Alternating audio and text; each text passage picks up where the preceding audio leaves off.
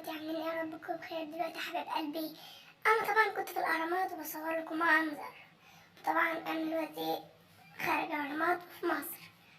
بصوا يا جماعه الاماكن فيو رائع والطرق حاجه روعه من الاخر يعني. اول مره اجربها بس دي تجربتي فيها يعني. وبصوا انا بصور اهوت كل حاجه تلاقوها في الفيديو ده ان شاء الله. اي حاجه تحتاجوها طبعا. جميله يا مصر طبعا تلاقوا في العماره يجي مليار دولار ولا حاجه. حاجات بص عمالقه شوفوا. وهتلاقوا التانية برضو أطول كمان. دي حاجات كده شوية كتير. بص كتير هنيجي بقى الفيديو اللي بعده كتير. بتشوفهم أعلى مكنتش شايف فطلعت الكاميرا بالزاوية. قلت اما اخد اللقطة دي. هو حلو والله مش وحش بس مباني كتير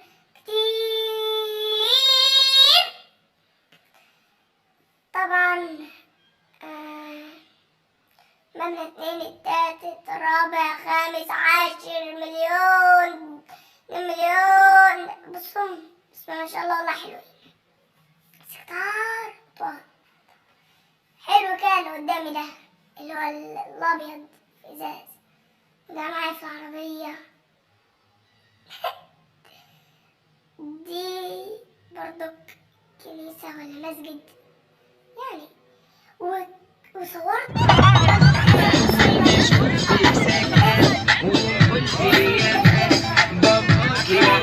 وكبيرة. وده تحت الكوبري بقى. تحت الكوبري عامل ازاي؟ كله عربيات ومطلع طوب وحاجات. ده بقى احنا طلعنا. ده البيوت شوفهم. كل ما تقرب كل ما تبعد كله يظهر. كل دوت. والبيوت الجديدة برضو كانت تظهر دلوقتي اللي رئيس عبد الفتاح عملها. دلوقتي احنا ضد الكسر. بصوا يا جماعة ليه كل ما بعمل فيديو بتاع النت دي يا جماعة أحياء والله حلوة. مباني جامدة جميلة. شوفوا مباني بالهبل. عايزة اعمل زوم. دي ايه بقى اللي عايزة اعرفها؟ دي ايه؟ وجامعة القاهرة والمكتبة. ويلا صديقي قبل ما نبدأ في الجزء الثاني يا ريت تعمل لايك وسبسكرايب وتفعل الجرس عشان يوصلك كل جديد. ويلا بس نسيت اصورهم من الحاجات دي. كسلت كنتش عايزة افتح التليفون قلت مصور الحاجات ديت. والاهرامات برضك اخدت بقى شوية صور اظهر لكم شوية كده كمان. دلوقتي احنا لسه في 3 دقايق وهبطهم. هما في ربع ساعة. وطبعا هما دول شوية الصور بس لسه في صور كتيرة.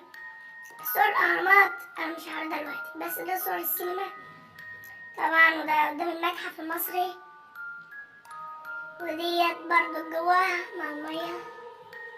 وديت وانا طالع مع السلم الكهربائي. ودوت برضو البسين.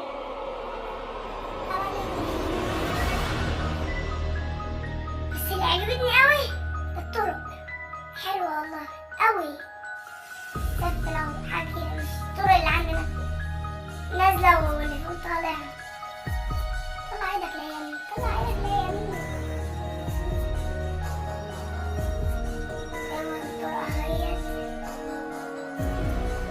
ده تحت البرج بقى. دوت تحت البرج ملعب كتيرة مليانة. المداخل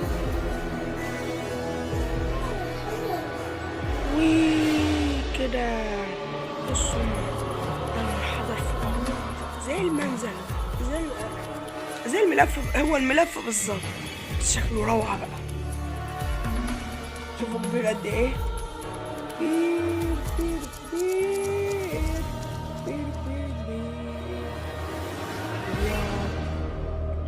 ده بقى جينا للتحف والتماثيل. خنسو الملك.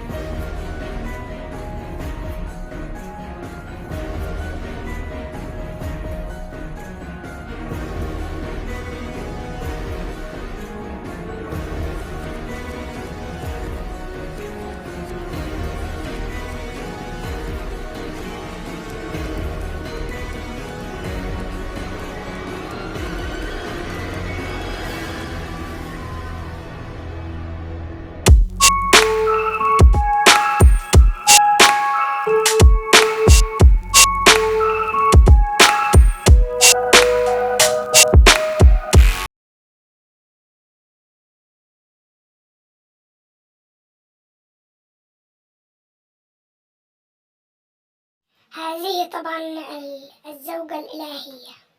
شو عامل ازاي؟ جاب سعر دماغه. طبعا ازاز فاضي. بعمل لكم مرحبا هنا جوات. استاذ احمد. مين ده؟ ماشي.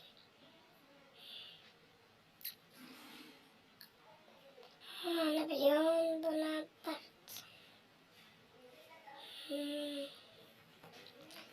تمام. خش من هنا برضك. ده بقى العيال الصغيرة. كانوا جايبين أرقص بس. طبعا احنا دخلنا اوضة تاج ودخلنا اوضة المومياوات. كل حاجة محطوطة هناك بس ممنوع التصوير. كانوا بتسلم التليفونات عشان بيقولوا ممنوع التصوير. وده تابوت نجم عنخ. تحس له دهب، كله دهب. تحس له كله دهب، بس ممكن الحقيقة يكون دهب. بس هو تمثال. التمثال تمثال جامد اوي.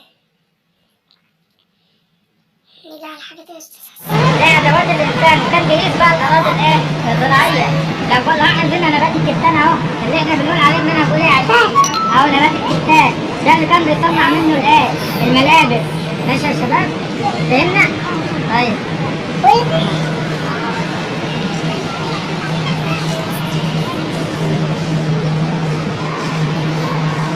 تعالوا لي هنا. انت اللي عندك يا اولاد. دي لوحة مشهورة جدا اسمها لوحة الملك قاعة. تمام؟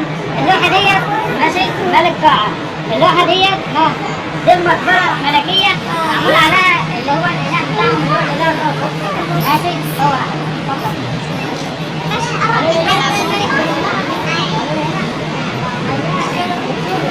هذا الطحن أدوات الخبيث. الناس كانوا بيخبزوا في مصر الطحن.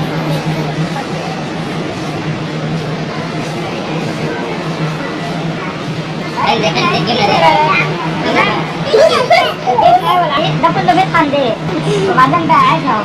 تمام؟ ماشي يا ولاد فهمنا؟ وده اللي بيستخدموا في الصوامع. ده اللي بيستخدموا فين؟ في الصوامع. تعالى يا حبيبي، تعالى يا جماعه، تعالى يا جدعان.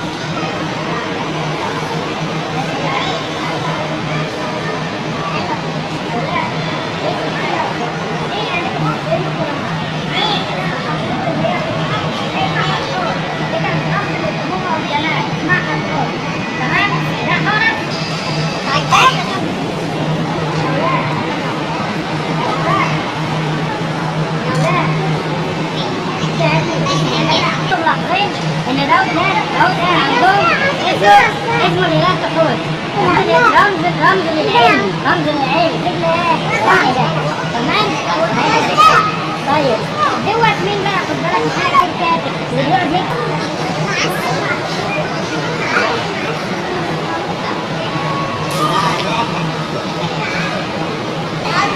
ليه؟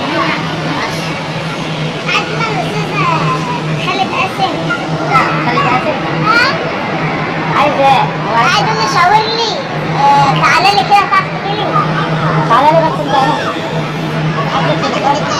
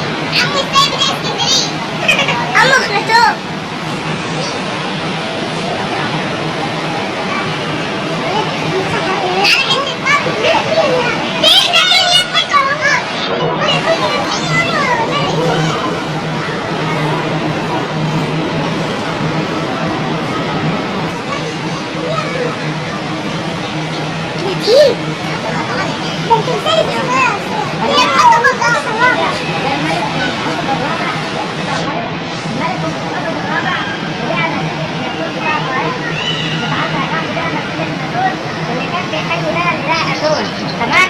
المنتخبات الرابعة لو انت شايف الايد الطويلة دي ايد طويلة، يعني الشمس بايد ايدي بتمد الناس بالخير. تمام؟ ومنتخبات الرابعة اللي وحد الاله في الله واحد اسمه الاله اتون كل الاله.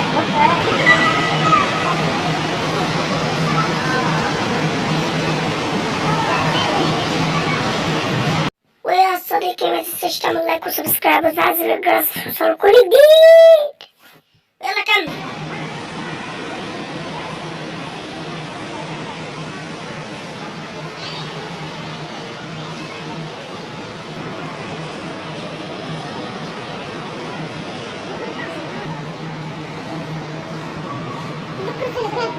الميت ده كان بيض عليها.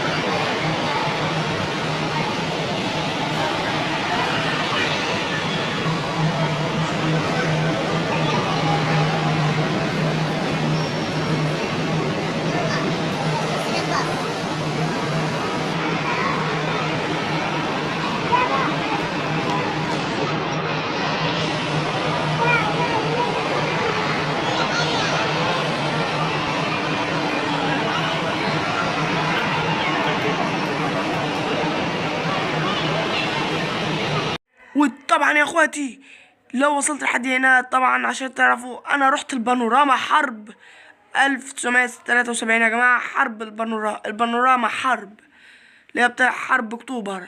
طبعا يا جماعة الصور جامدة، شوفوا صور من الاخر يعني. صورت مع كل المعدات بس الدبابة نسيت الصور معاها صراحة يعني. دي التوت الصواريخ اللي صورت معاهم. جاهز يا صديقي لصور الأهرامات وفيديو الأهرامات؟ يلا استمتع بالمعرض.